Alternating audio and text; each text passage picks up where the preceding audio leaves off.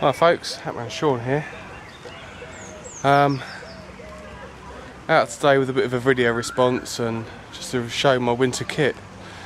Or my winter setup, not really my winter kit, because it's not normally everything I take for my winter kit. Excuse the noise, I'm in the middle of a park.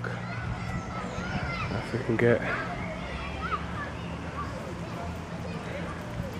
I'll tuck my way out over the edge.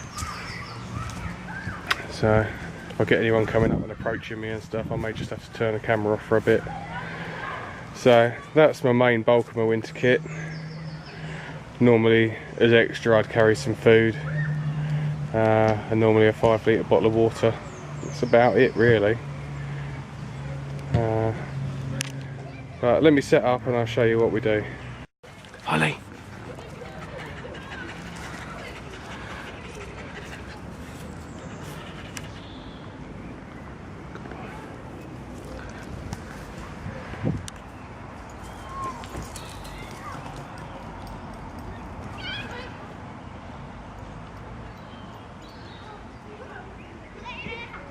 Right, okay, this is the setup. A couple of things to take into account. It's my 3x3 DD tarp. I'd normally string it so it's closer to the ground. I've got about, what, 1.5 to 2 foot there. I'd normally string it so there's about 6 inches ground clearance at the bottom. Just made it a bit quicker and easier to do this way. And normally both sides would be done like that rather than having one side up like this, but it's just going to be easier for me to show you. Everything's tied with slippery knots. I'm not going to try and remember the name of all the knots, to be fair, because I don't remember them. Got some new webbing, nice and thin, thanks to Migsy.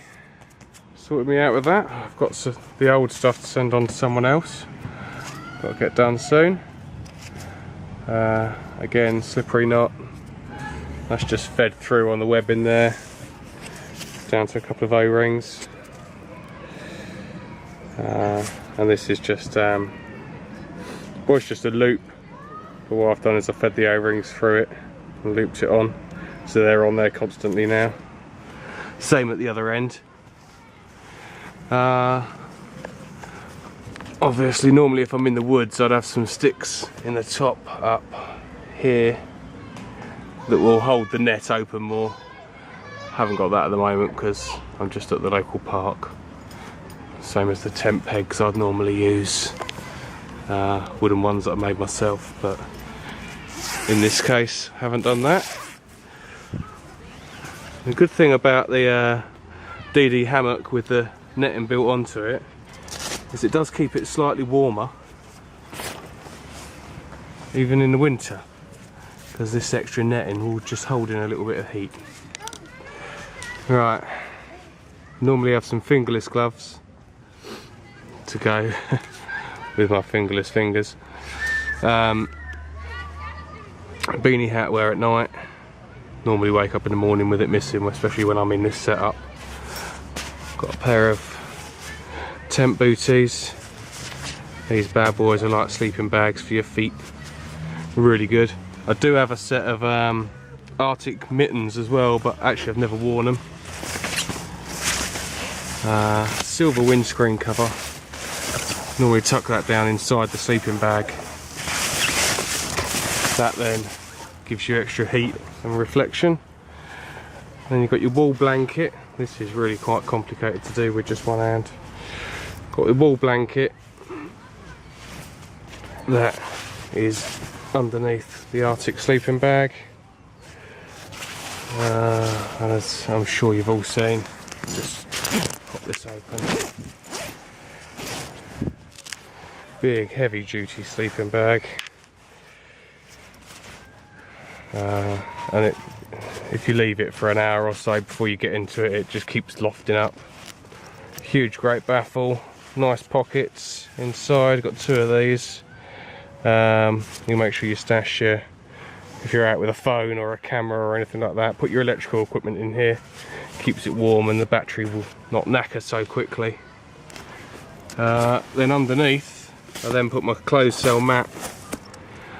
Now I know that the DD hammock is double layer and everyone says you're supposed to put it inside the double layer, but I find if you wiggle around in the night and it gets shifted offline, because you tend to move it to the side, to the diagonal, if you wiggle around and it's off diagonal, you have to get out and sort it out, or if it's in here with you, you haven't got to do that.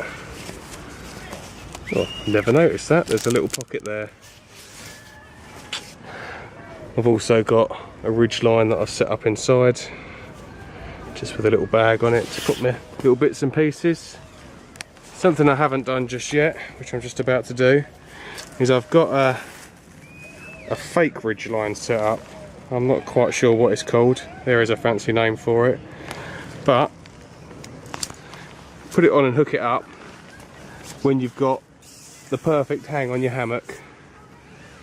The next time you come to set that bad boy up, and just leave that hooked on there, it works as a drip line as well. But next time you come to set it all up,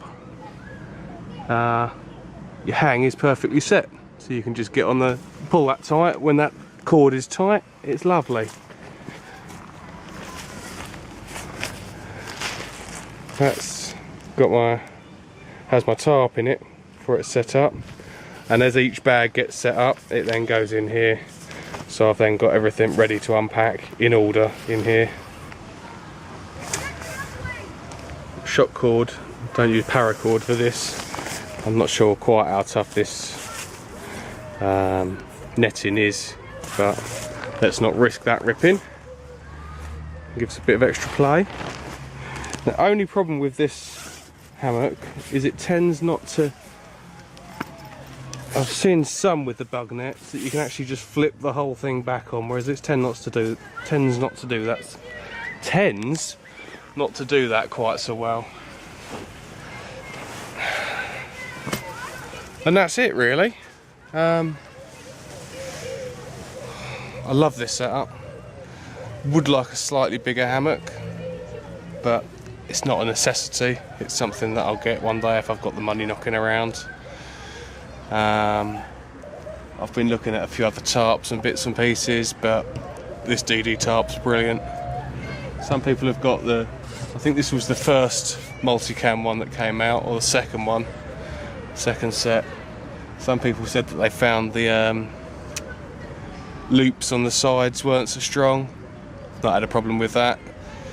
Apparently on the newer ones there's not quite so many loops, but this one's got more than enough fixing points.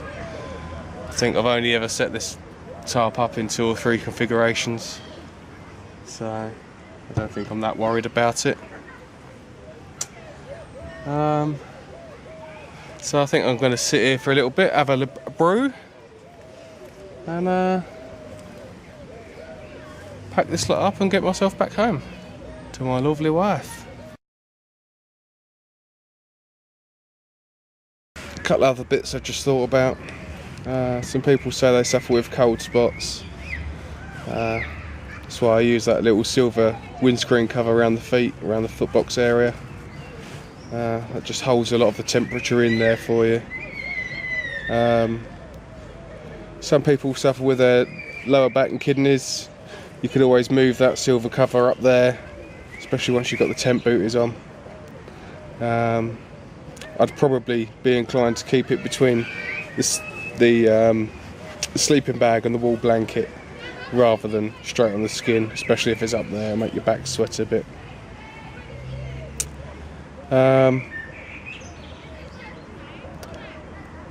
On the forum that I belong to, Stone Age Bushcraft one, I found recently that some people say that their knees hurt when they're in a sleeping bag.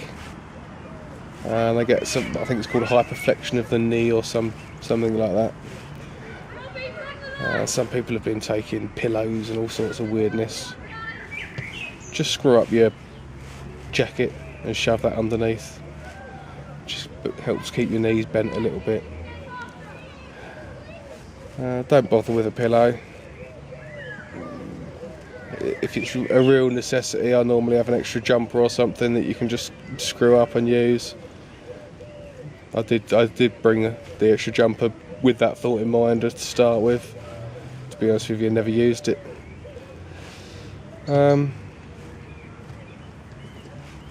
Yeah, I think unless you're going out in really extreme, like -30 and stuff like that, you don't need to worry over much about all those face protections and things like that. I mean, I find if I get one night I did go out and it got really cold, probably about -5 to -7, something like that. Just flip the wool blanket over my face. I was a bit worried about being itchy, but to be honest with you, by that point of the night, the extra warmth far outweighs the minor inconvenience of the itchiness. So yeah, don't worry over much about it.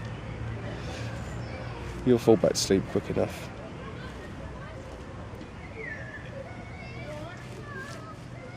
Time for that brew.